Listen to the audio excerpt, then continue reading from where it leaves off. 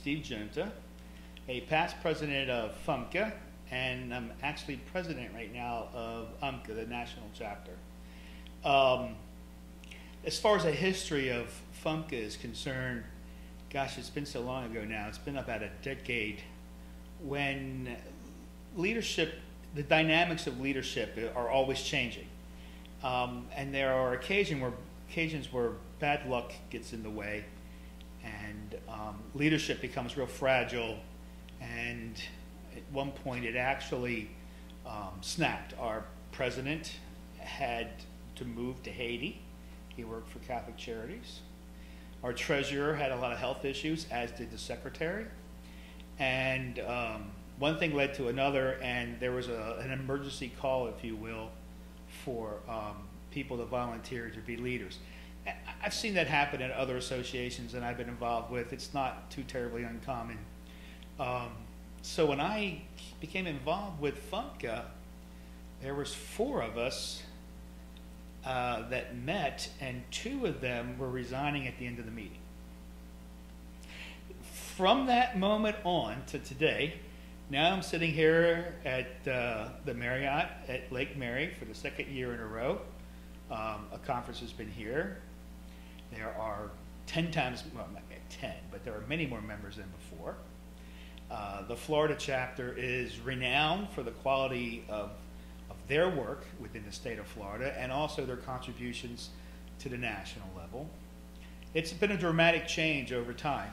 Our members sit on the 491 board. Our lobbyists has been actively engaged in protecting our scope of practice for a decade now. A lot of things have changed over the past 10 years. I'm very excited for it. But there's a warning that goes along with that, a caveat. It's, you know, a dozen people in leadership, and their first job is to find replacements for them. We get old, we get run over by buses, things happen to us. We end up in Haiti. And so I want the people watching this video to ask themselves, is it time for me to step up and take a role? And if you are that person already, I remind you to look around and mentor someone else to ultimately be your replacement.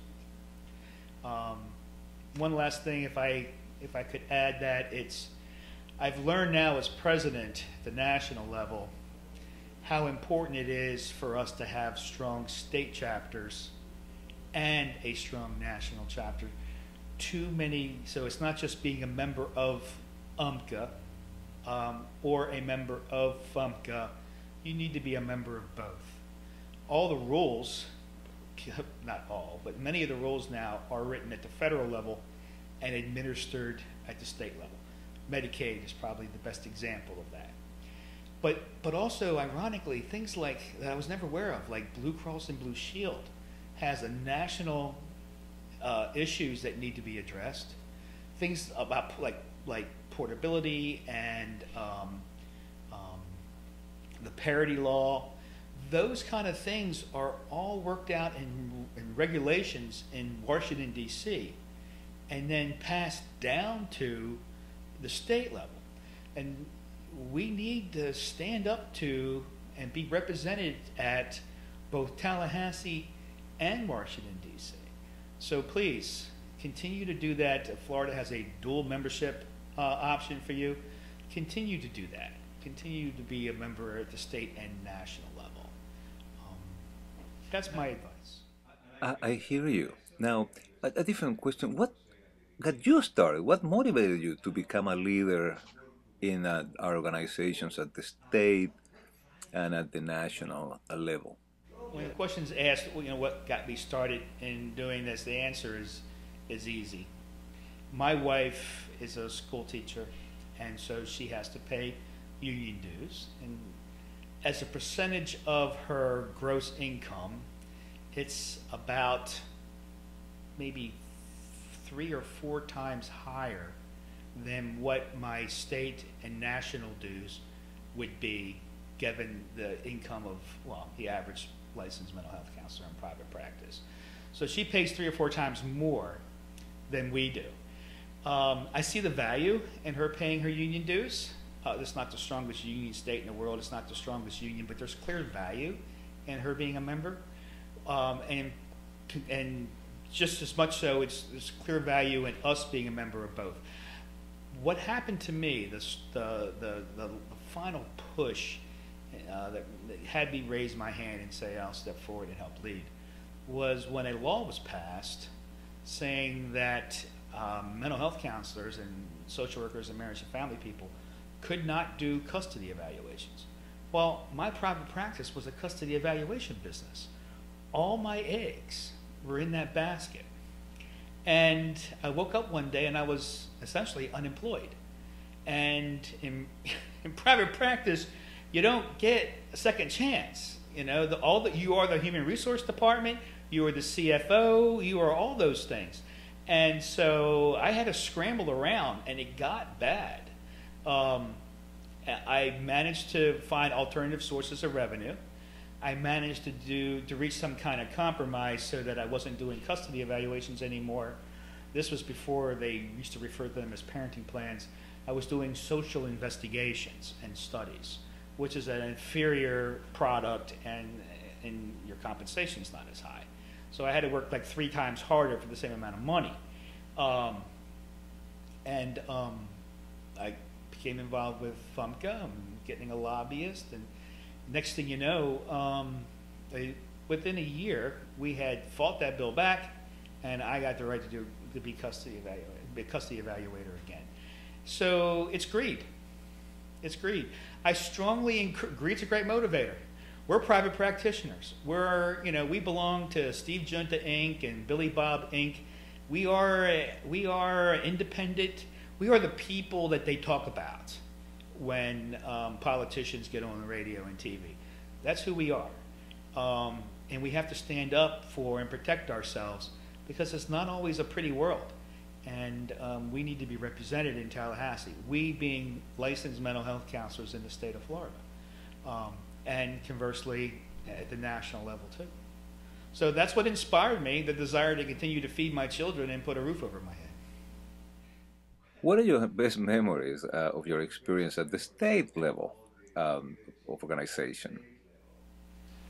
At the state level, my best memory is, first of all, understand I love counselors, I am one, but they're like cats when it comes to herding them. Our skills, what we preach and what we practice as counselors are not anywhere close to each other when it comes to us doing committee work. It can be quite entertaining. There have been super sad moments. My president-elect, I was the president-elect of Cheryl Ladd, who continued to work up until just months before her death. She was an active member of FMHCA when, going through chemotherapy and radiation, and she was a wonderful, wonderful person, and far better person than I am. So there were sad moments and yet proud moments associated with Cheryl. And then there's watching Joe Skelly talk. Just watching Joe Skelly talk. I'm teaching a 2-day training in Orlando, the Qualified Supervisors Training. It's the second time I've taught it. And there's only one presentation that I want to go to. I enjoy everybody's company. I enjoy the past president's breakfast. I enjoy hanging out with folks, grabbing a hot dog or a beer. I enjoy the camaraderie now that I'm turning out to be an old man, long in the tooth and gray in the mane. But there's one presentation I'm definitely going to this weekend, and that's Joe Skelly's, because there's nobody more entertaining to watch present than Joe. So it's those kind of things. There's hundreds of memories of and pictures to prove it. When we went to the Piedmont, our first big conference in a decade was at the Piedmont.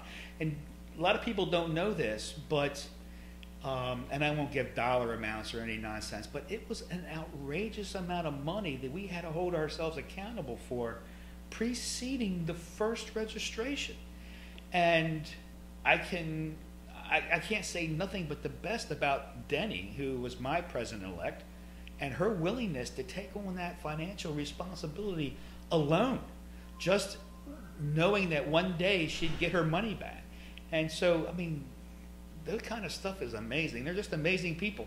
Just to be able to go down the hall at a conference and get a big hug from somebody and, hey, Steve, how you doing? And they'll spin around, and next thing you know, you're getting a hug by old students that I had. And, you know, I don't hug current students, but it's nice to feel like you're home again once a year.